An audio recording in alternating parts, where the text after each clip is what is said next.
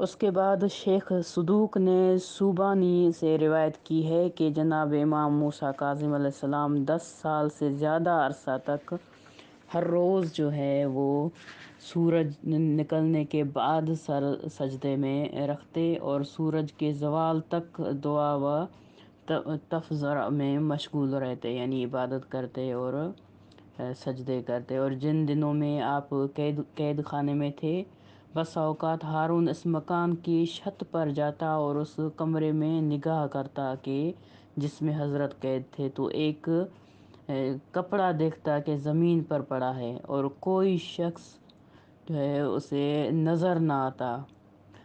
ایک دن ربی سے کہنے لگا کہ یہ کپڑا کیسا ہے جو کہ میں اس کمرے میں دیکھتا ہوں؟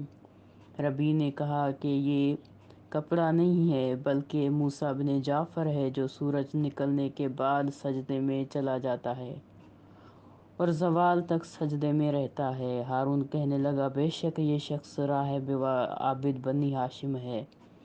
ربی نے کہا کہ جب آپ علیہ السلام کے بارے میں اتنا جانتے ہیں کہ وہ ایسا ہے تو پھر کیوں اس تنگ قید خانے میں اسے رکھا ہوا ہے؟ ہارون کہنے لگا وائے ہو تم پر، اس کے علاوہ کوئی علاج نہیں ہے، یعنی میری حکومت کے لیے ضروری ہے کہ وہ اسی حالت میں رہے۔